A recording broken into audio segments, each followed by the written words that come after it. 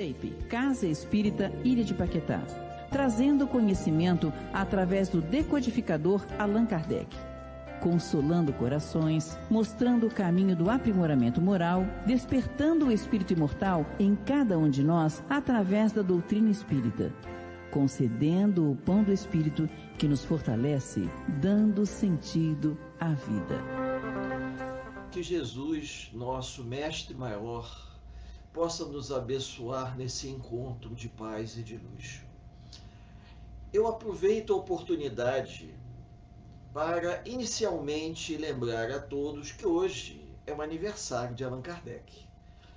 Graças a Allan Kardec, nós conseguimos ter a compilação de um conhecimento tão amplo que nos permite discutirmos ideias, trocarmos informações que nos ajudem a alavancar a nossa evolução. Antes de nós entrarmos no assunto propriamente dito desse nosso encontro, eu preciso lembrar a todos que Kardec teve um papel fundamental. Quando Allan Kardec consegue, através do estudo que faz, do lançamento do Livro dos Espíritos em 1857, ele vai comprovar a sobrevivência do espírito ou a sobrevivência do princípio inteligente após a morte do corpo físico. E com o passar do tempo, pesquisando, estudando, os homens conseguem ter a resposta para a grande indagação. Todos nós vamos sobreviver à morte do corpo físico, porque, na verdade, nós já existíamos antes da criação desse corpo e vamos continuar sobrevivendo após a morte dele. Diante disso, nós somos princípios inteligentes e mortais que animamos um corpo físico a cada encarnação que a espiritualidade nos oferece. E esse é um ponto central que vai nos ajudar a entender o trabalho que Camilo Castelo Branco, junto com Dona Ivone Pereira do Amaral, realizaram ao organizar a obra Memórias de um Suicida. Camilo Castelo Branco, tomando o pseudônimo de Camilo Cândido Botelho, porque não queria expor seu nome naquele momento, ele vai, utilizando a mediunidade de Dona Ivone Pereira, para nos oferecer um manancial, um manual de informações fantástico. Eu poderia dizer aos amigos que talvez o maior tratado de conhecimento, de estudo mediúnico, anterior a André Luiz, anterior a Chico Xavier. Porém, esse manancial de conhecimento, por uma questão oportuna, ficou engavetado um bom tempo, até que Chico Xavier se tornasse uma figura conhecida, André Luiz lançasse as obras conhecidas de todos como Nosso Lar, e a partir daí toda a sociedade brasileira já estivesse preparada para receber o livro Memórias de um Suicida. Um manual de conhecimento muito importante que nos ajuda num trabalho não apenas preventivo contra a possível prática do suicídio. O mês de setembro, chamado de Setembro Amarelo, ele é utilizado como um mês preventivo, onde as pessoas divulgam conhecimento para alertar as autoridades, os pais, os professores, todos aqueles ligados aos órgãos públicos, que as pessoas, em desespero, muitas das vezes, lançam mão do suicídio para abreviar um sofrimento. Na época não existia nem o CVV. Hoje nós já temos. Com que finalidade? Com a finalidade de poder ouvir as pessoas, no momento de desespero, para tirar delas aquele foco, pois o que elas têm em mente é abreviar o sofrimento. E como nós comentamos com os amigos, o livro Memórias de um Suicida, ele é dividido em 3 partes. E para que a gente possa fazer uma abordagem oportuna, com calma, nós vamos fazer a abordagem apenas da primeira parte, aonde Camilo Castelo Branco, ele vai dar a entender os motivos que ele, assim como seus companheiros, que se apresentam nas regiões provacionais do Vale dos Suicidas e depois são levados ao Hospital Maria de Nazaré, esses companheiros, os motivos pelos quais eles cometeram suicídio, levando em conta o conhecimento que tinham, levando em conta a experiência de vida que eles possuíam. É muito interessante porque eu disse que esse livro é um tratado mediúnico, mas também ele é um livro preventivo. Então nós vamos agora combinar o conhecimento que Allan Kardec nos legou antes da psicografia, se a gente pode chamar o que Dona Ivone Pereira fez de psicografia, porque ela, em desdobramento durante o sono, ela presenciava, convivia com as pessoas, ouvia e quando ela acordava se lembrava e saía escrevendo. Então não era a psicografia da forma que nós conhecemos.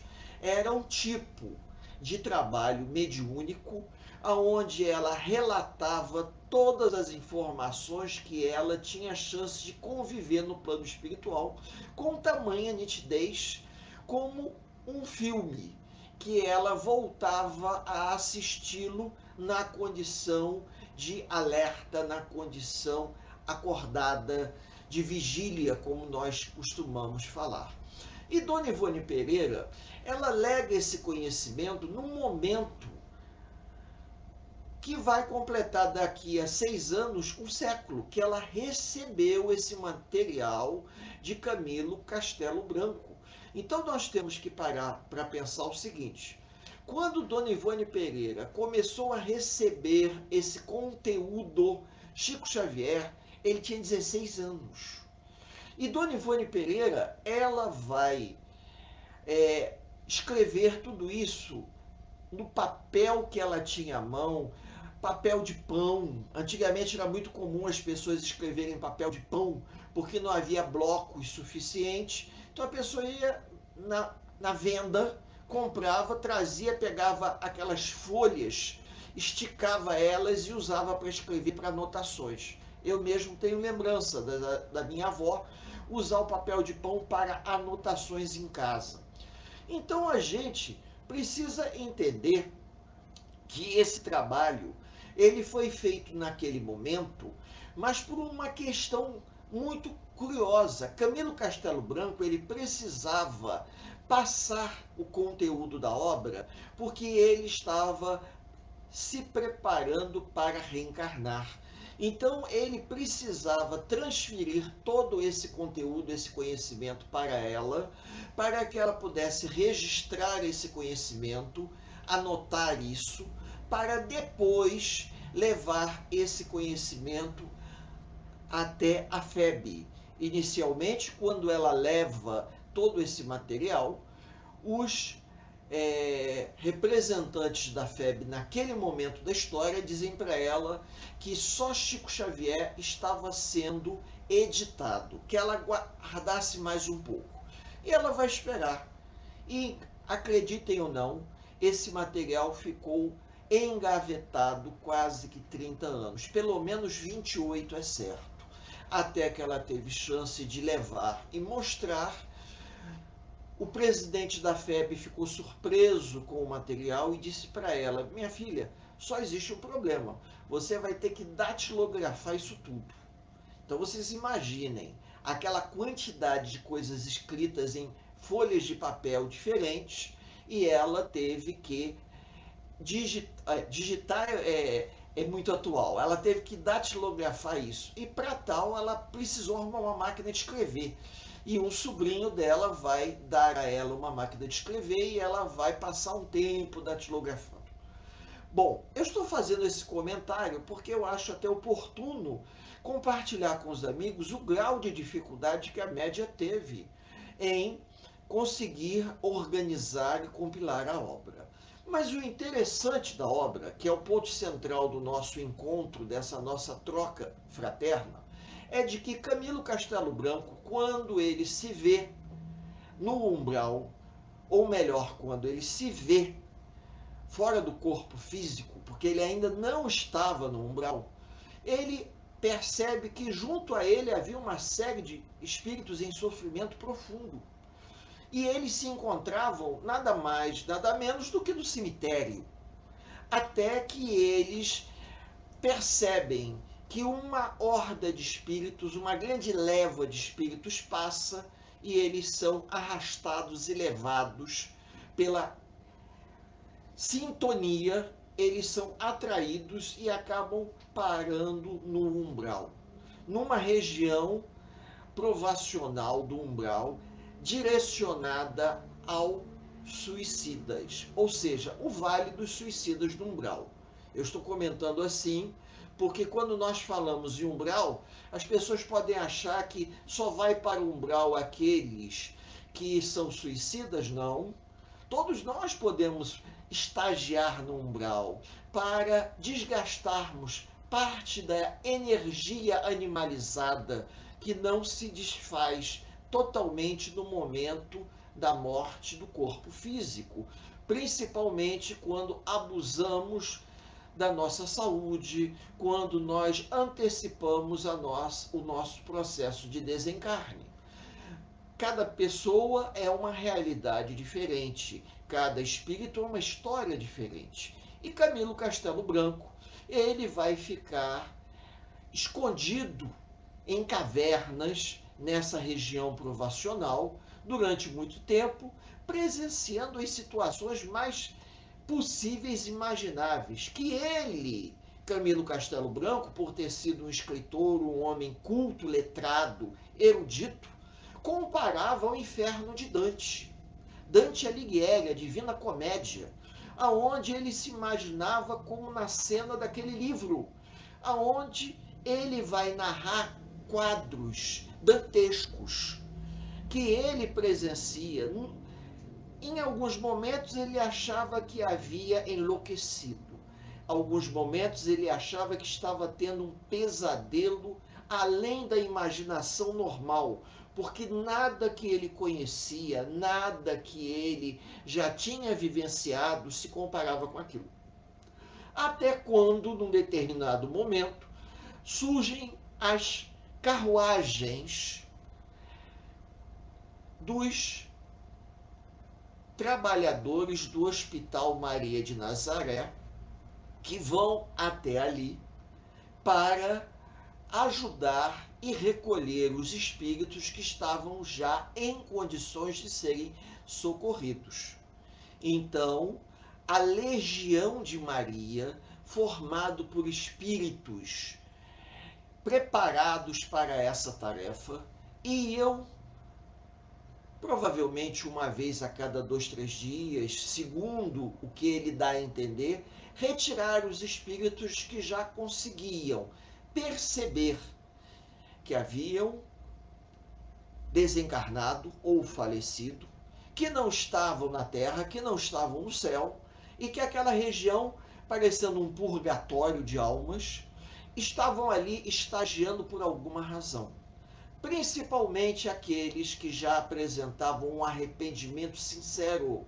Vejam, isso é um ponto central.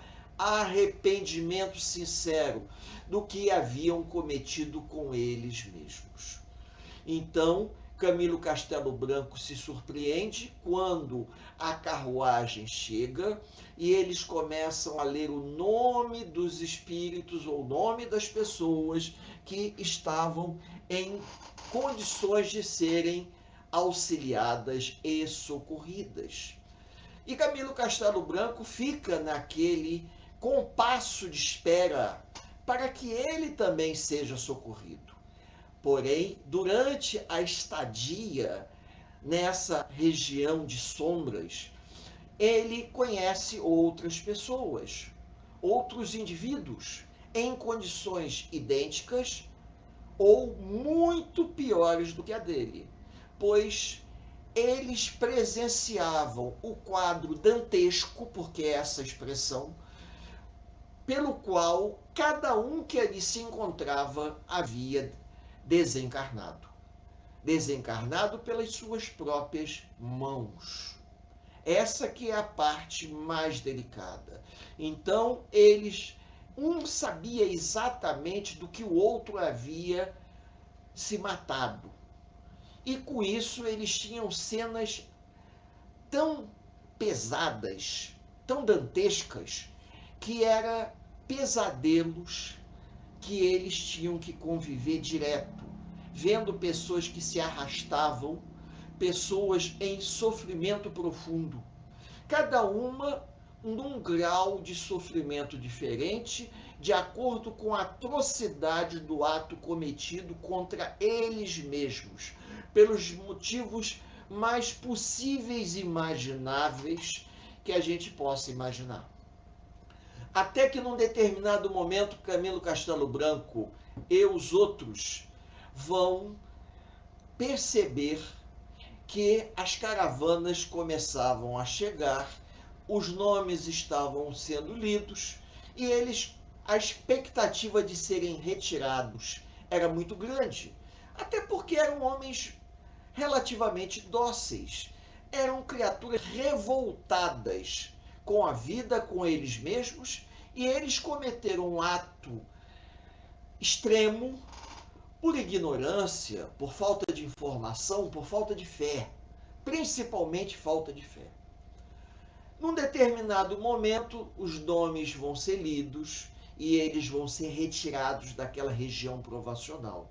E naquelas carruagens, que é a expressão mais adequada, eles vão ser levados até uma grande fortaleza que ele se surpreende.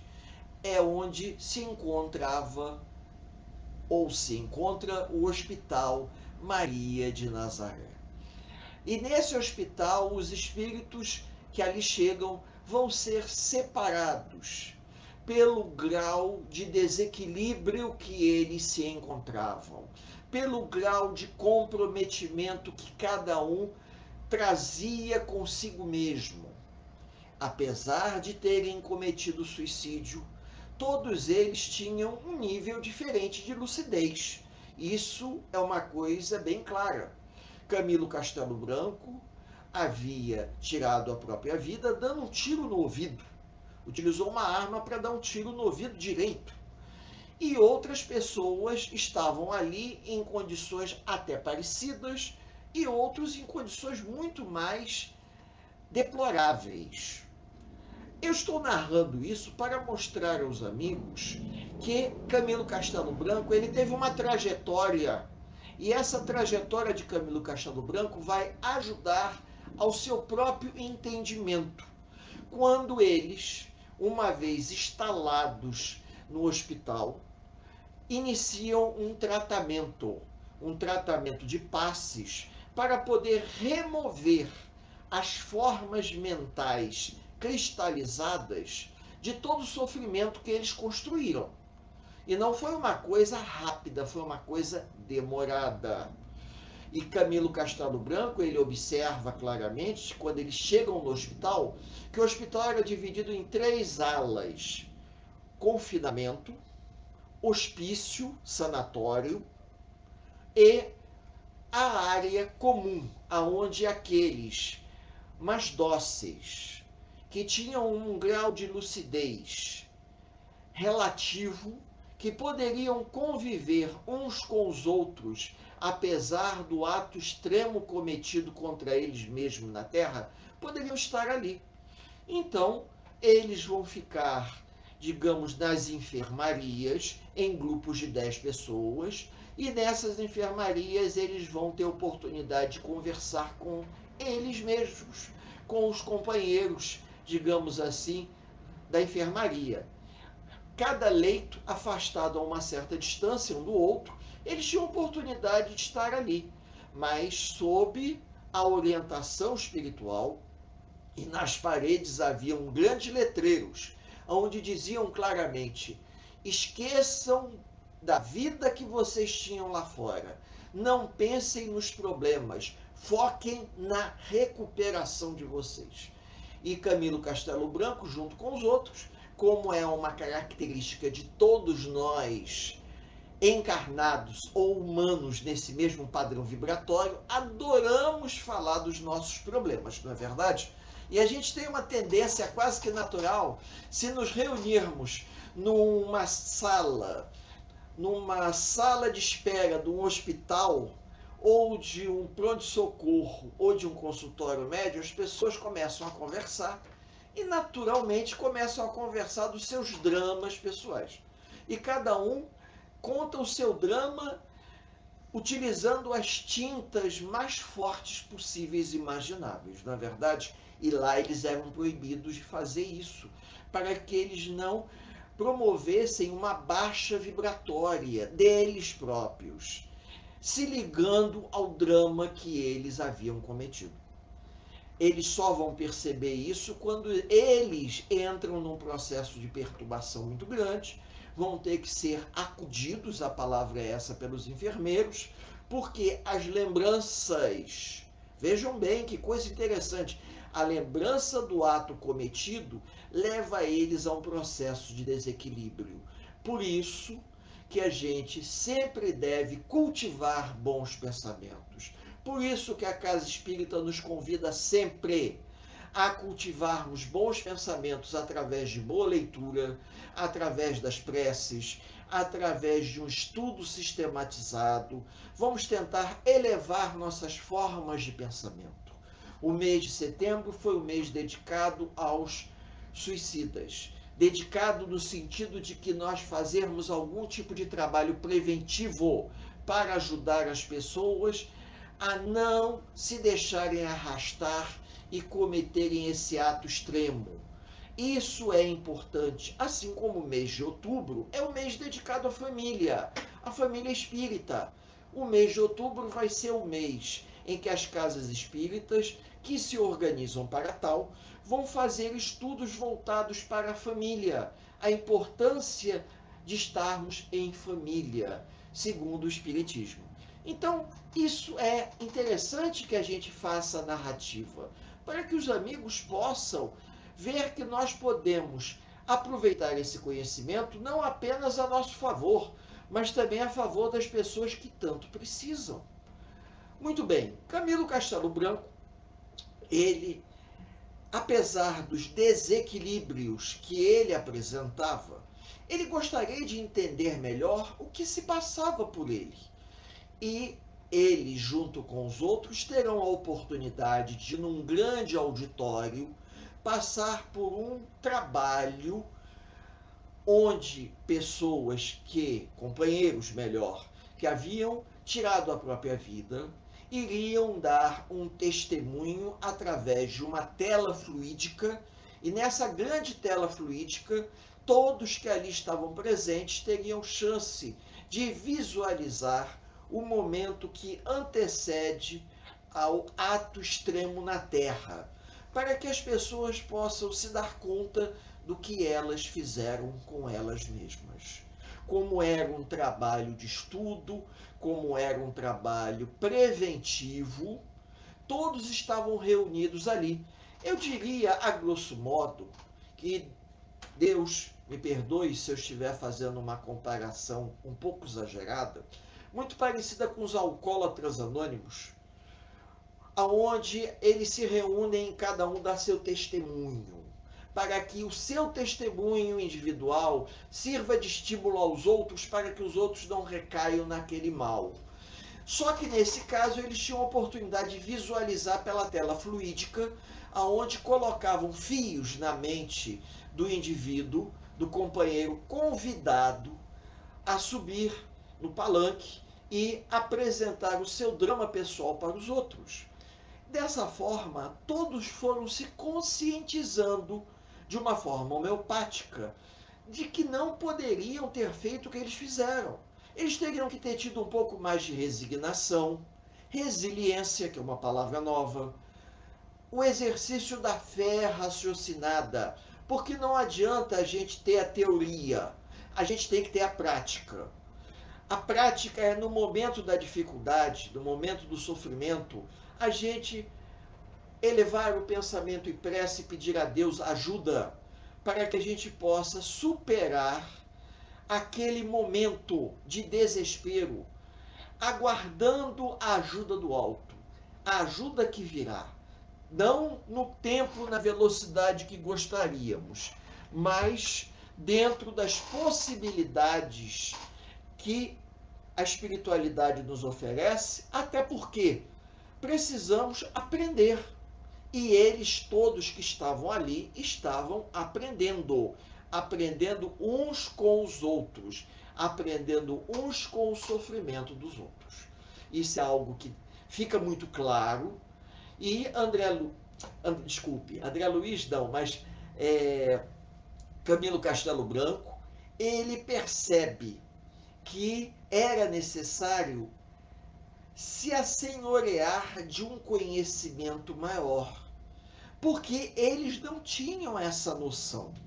E Camilo Castelo Branco deixa claro o seguinte: quando ele cometeu o suicídio, o objetivo dele era estancar o sofrimento. Ele nunca imaginava que ele sairia do ruim para cair no pior. Então, no momento em que ele se dá conta, junto com um grupo de amigos, que se forma um grupo de amigos, de que a solução que eles encontraram jogaram eles numa situação pior do que eles estavam, eles tinham a obrigação de alguma coisa fazer para alertar as pessoas, os encarnados, as pessoas do mundo, que essa atitude não poderia ser uma atitude utilizada porque não iria solucionar o problema. Independente da cultura de um país, independente da nossa história, nós trazemos da nossa essência, porque quando somos criados segundo a imagem do Criador e semelhança, nós trazemos da nossa essência, no nosso mundo mental, princípios de ordem moral.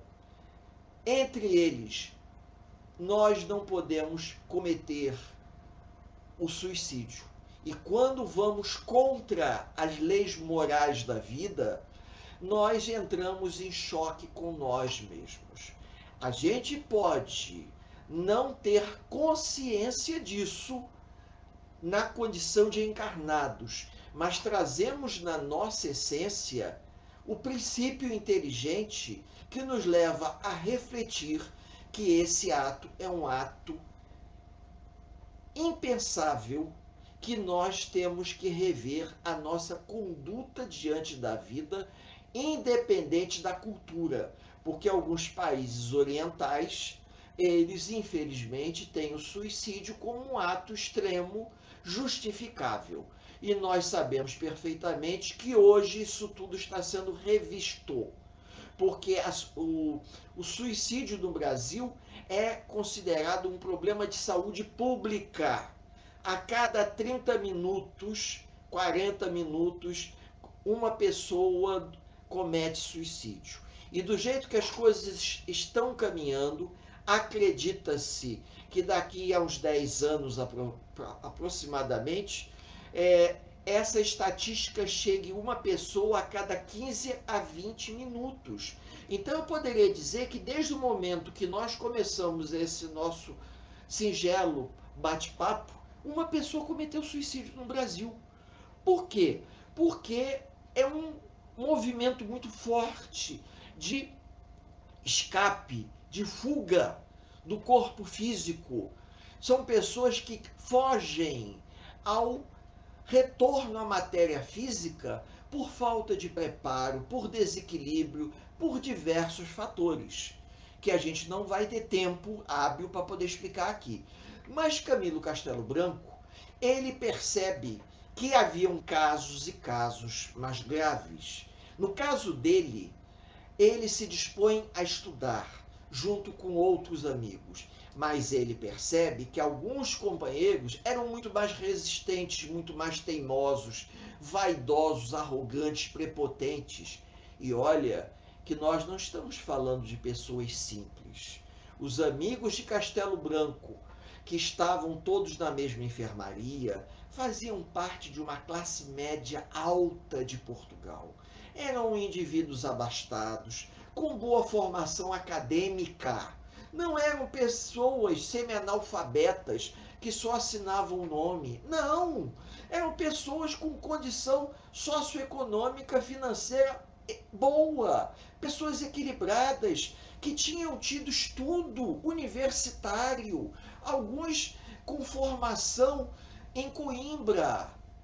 Não eram pessoas da vida, pessoas simples que haviam cometido ato por ignorância extrema. Não. Eram pessoas que tinham conhecimento suficiente para se darem conta de forma intelectualizada, se a gente pode dizer assim, embora eu sou obrigado a admitir que o indivíduo, às vezes intelectualizado, ele se afasta da fé. E eles cometeram um ato por achar que, eliminando o corpo físico, eliminariam a dor moral que estavam passando. E aí saíram do ruim e caíram no pior. Então vocês vejam que esse testemunho, ele, para alguns companheiros de Camilo Castelo Branco, ele foi perfeito. As pessoas começam a se dar conta que a vida continuava após a morte do corpo físico. Que o simples fato do corpo ser morto, o princípio inteligente que se manifestava no corpo, dando-lhe vida, dando-lhe uma personalidade, não desaparecia com a morte do corpo físico. Não, continuava existindo. Porque nós não somos matéria, nós somos espírito. E Camilo Castelo Branco, ele vai confirmar exatamente o que Allan Kardec fez quando organizou e compilou o Livro dos Espíritos, de que o princípio inteligente que se manifestava nas mesas girantes, que se manifestava através dos médiuns das psicografias, era o mesmo princípio inteligente que na condição de encarnado só éramos nós. E esse princípio inteligente fora do corpo físico se manifestava daquela forma, dando-se a conhecer, chamando a atenção de todos os homens. E Kardec fica maravilhado quando ele percebe que o movimento das mesas girantes em Paris era produzido por uma mente inteligente, apenas invisível ao mundo dos homens físicos. Quem era essa mente inteligente? Eram os espíritos, os mesmos espíritos que na condição de encarnados estavam ali. E um dia o próprio Kardec seria um espírito, porque ele já havia sido antes, porque nós somos imortais. O corpo físico que nós utilizamos em uma encarnação, ele nos é oferecido pela espiritualidade como um estágio de aprendizagem para todos nós, abafando as lembranças de vidas anteriores. Mas, reafirmo aqui, já existíamos antes da criação desse corpo e vamos continuar existindo após a morte desse corpo físico, a qual nós nos encontramos presos, que animamos na personalidade que os companheiros conhecem como Éder. Então, temos uma responsabilidade para com esse corpo físico. E é exatamente isso que Camilo Castelo Branco ele vai notar, que ele tinha uma responsabilidade. E pelo fato dele ter tirado a própria vida antes do tempo, ele sofria muito junto com os outros, Porque o cordão fluídico que ligava ele, espírito, ao corpo físico dele, arrebentado de forma arbitrária por conta do ato do suicídio, produzia fenômenos aos quais levava ele a sentir calor, frio, fome, sede, necessidades orgânicas, desequilíbrios. Ele revia como se fosse num PowerPoint de forma repetitiva, porque hoje nós podemos falar nessa ferramenta tecnológica, as imagens do seu desencarne. E o pior é que haviam companheiros que haviam cometido um processo de desencarne mais violento, que ele vai apelidar dos retalhados, que precisavam de uma ajuda especializada, porque não tomavam consciência alguma da morte no corpo físico. Não tomavam consciência nenhuma que a morte havia acontecido no corpo físico e que eles estavam no plano espiritual na condição de desencarnados.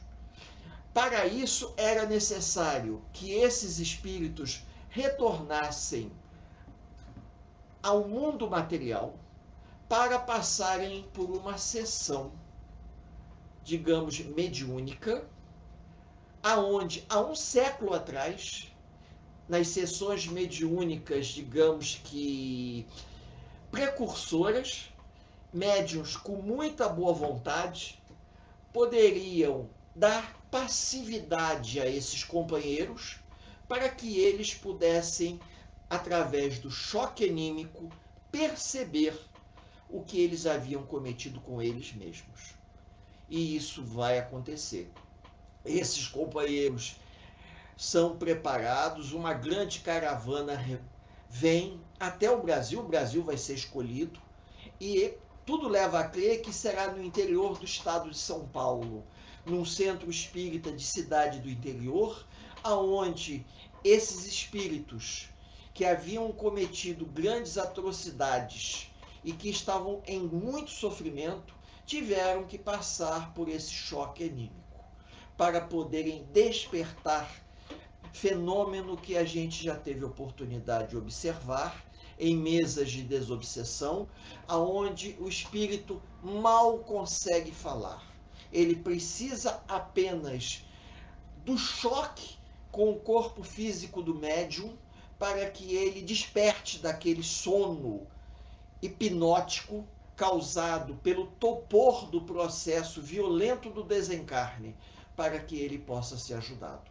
Já outros companheiros que também desencarnaram de maneira bastante delicada, mas mais dóceis, digamos assim, com um pouco mais de lucidez, exercendo a prática da humildade através do estudo lá no Hospital Maria de Nazaré, eles vão tomando consciência homeopaticamente do mal que eles cometeram contra eles mesmos. E, ao mesmo tempo, passando por um processo de passes magnéticos para que todas aquelas imagens e deformações fossem sendo, digamos, apagadas da sua mente.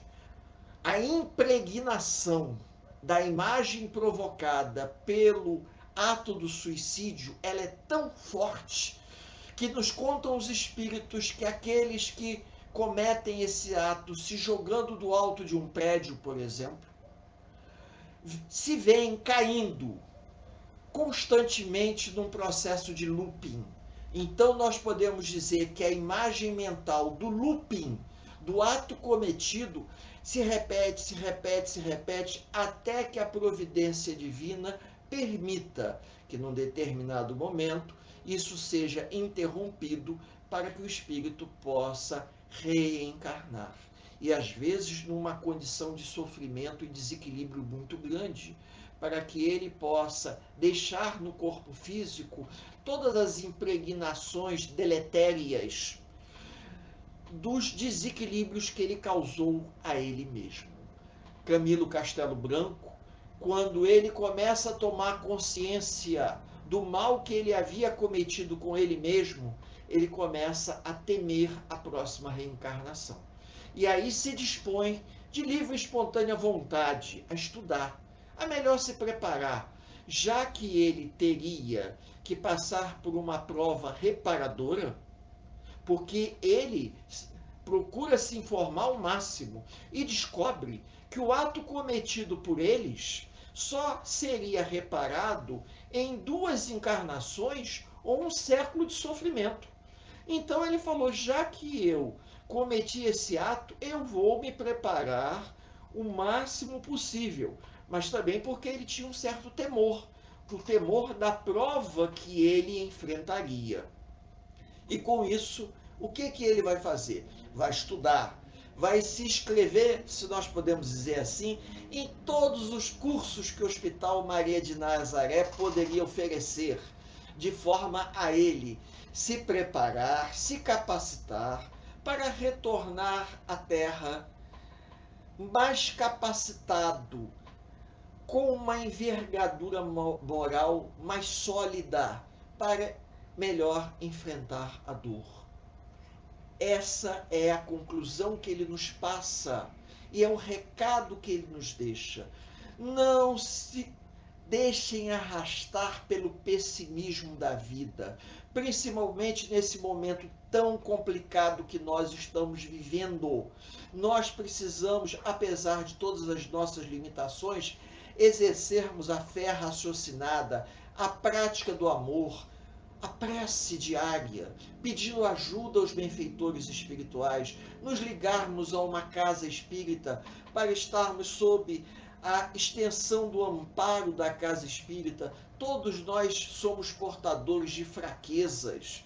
Não é uma tarefa fácil, eu sei que não é, porque existem inclusive remédios que eles não podem ser ministrados a pessoas com tendências suicidas, porque são remédios que têm como efeito colateral depressão, e isso pode induzir o indivíduo a cometer o suicídio. Então a gente às vezes precisa ter dado redobrado diante da vida. E ele, Camilo Castelo Branco, procura de uma maneira romântica, porque ele é um escritor do final do século XIX, né?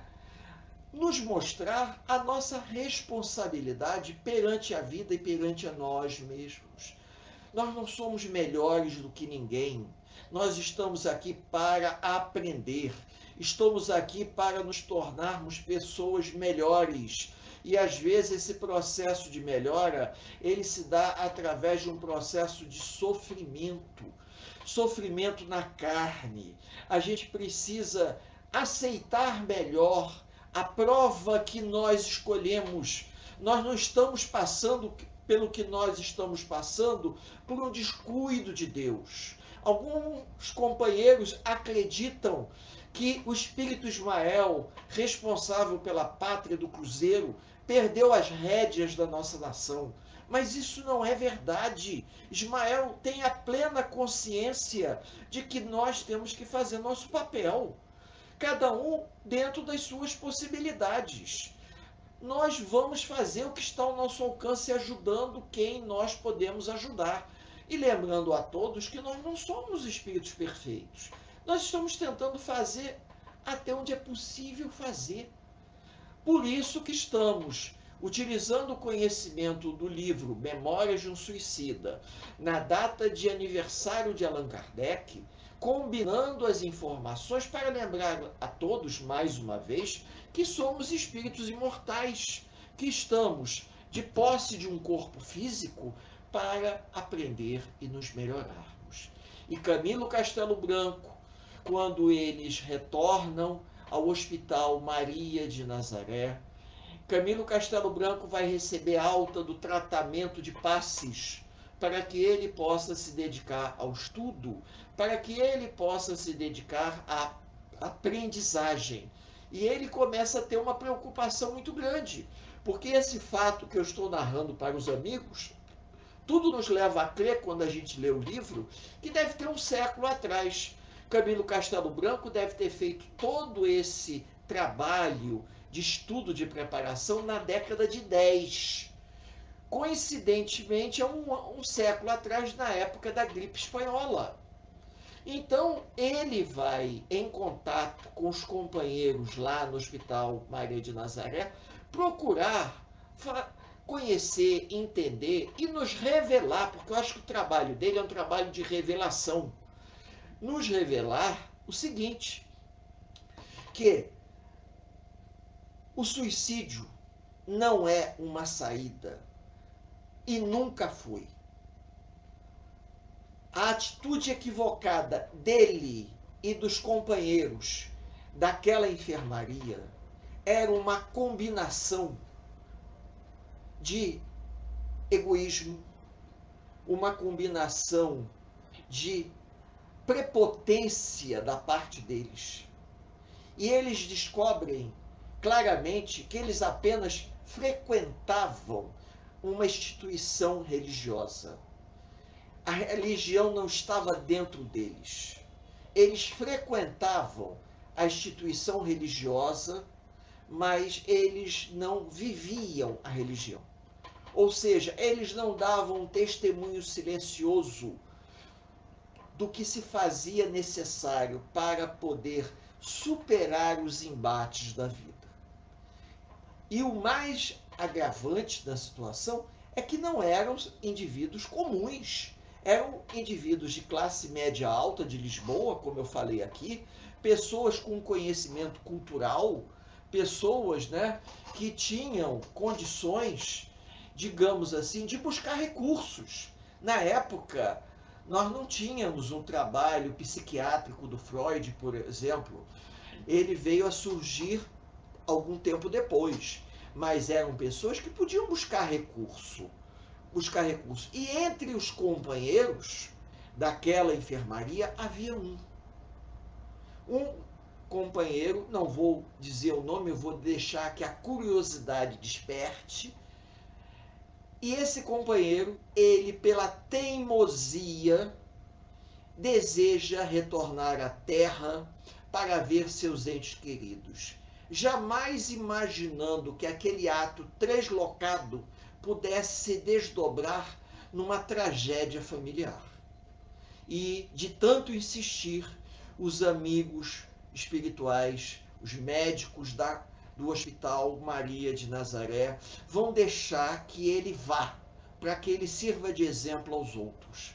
Por isso que o esquecimento do passado é uma grande bênção para todos nós. Quando esse companheiro retorna a Lisboa e procura o filho, a sua filha mais nova e a sua esposa, e fica, digamos, em estado de choque, porque ele jamais imaginava o que aconteceria uma década após o seu desencarne, e ele retorna pedindo, pelo amor de Deus, que o colocassem no confinamento, porque ele não tinha condições de encarar os outros. Porque todos ali presenciaram, através do sistema, digamos assim, de telas fluídicas que lá já existia, eu diria tipo um telão da época de hoje, a viagem que esse companheiro fez até Lisboa, confirmando o que Allan Kardec nos deixou e que muitos espíritos nos alertam para nós aceitarmos de bom grado o esquecimento das vidas passadas. Deus, se Ele nos nega pelas vias normais a lembrança do que fizemos e de quem fomos, tem uma razão para isso. Para que essa lembrança não nos desequilibre a ponto de nós precisarmos de um tratamento tão especializado como esse companheiro precisou, a ponto de sair da enfermaria e do convívio dos outros para ir para a região do confinamento, a região do sanatório. Então, a gente precisa, às vezes, ser um pouco mais dócil. A gente pode desconfiar, mas vamos deixar no esquecimento as lembranças do passado distante, porque muitas das vezes só em levantarmos o tapete a gente vê o que nós estamos varrendo para debaixo do tapete ao longo de tanto tempo. Meus amigos, eu estou tentando falar de forma figurada, porque é uma passagem muito delicada. Tratarmos a questão do suicídio no Brasil como uma questão de saúde pública, sabermos que os meios de comunicação não divulgam para não agravar a situação, mas ao mesmo tempo para, digamos assim, negar, porque agora estamos numa fase de negacionismo fortíssima, negar as mazelas que nós somos portadores. Negarmos as mazelas que a nossa sociedade precisa tratar. Nós, na Casa Espírita, podemos orar pelos que sofrem, principalmente nas reuniões que nós chamamos mediúnicas, reuniões de desobsessão. Devemos orar por todos aqueles que sofrem, todos. Aqueles que se encontram no leito de dor, aqueles que se encontram em necessidade e, em particular, por aqueles que tiraram a vida através de um ato absurdo, por ignorância ou por um processo de obsessão, achando que essa atitude era a solução para os seus problemas. Devemos permanecer na carne o máximo de tempo possível, para aqui depurarmos todas as nossas faltas de ordem moral. Hoje, com a medicina moderna, nós sabemos que podemos chegar aos 90 e poucos, 100 anos de idade. Que a gente tenha a graça de podermos permanecer no corpo físico, depurando velhas mazelas nesse corpo que Deus nos ofereceu. E que, se voltarmos à espiritualidade, vamos voltar tentando fazer tudo o que está ao nosso alcance, para que o dia que a gente venha despertar na pátria espiritual, mesmo que seja numa região provacional, junto à crosta, porque não somos melhores do que ninguém, somos espíritos muito comprometidos, mesmo que a gente venha a acordar numa colônia próxima à crosta terrestre, como em Campos da Paz, aonde Alfredo toma conta de uma colônia junto com uma Amália, como nos conta André Luiz, por isso que eu me lembrei do André Luiz logo no início, que a gente pelo menos possa dizer para aqueles que nos atenderem: eu não fiz o que eu deveria, mas eu fiz o que estava ao meu alcance. Eu desejo a todos os companheiros encarnados e desencarnados que porventura estejam nos escutando, que estejam telepaticamente ligados a nós, uma noite de paz, uma noite de luz. Que Jesus nos abençoe, que nosso companheiro Ricardo possa controlar e passar a palavra para a nossa amiga Selma. Falou!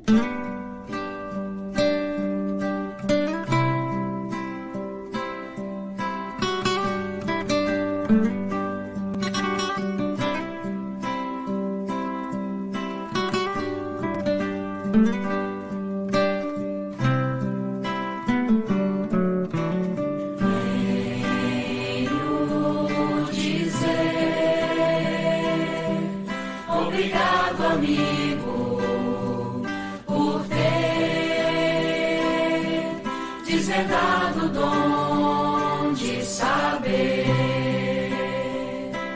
de onde vim, porque estou aqui, para onde vou, como ser feliz, como encontrar Jesus.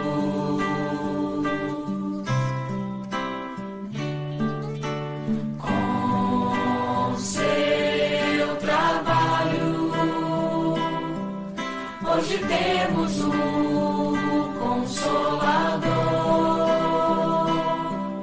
que nos trouxe o Cristo, rede vivo, e a nossa fé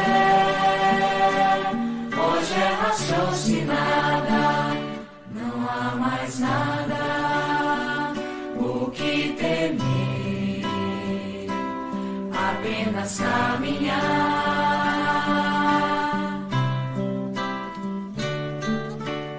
A sua luz vai brilhar na terra, porque a verdade encerra, e assim digo Kardec, obrigado pelo Espiritismo, por ter renunciado, pelo Espiritismo e a vida dedicado ao Espiritismo.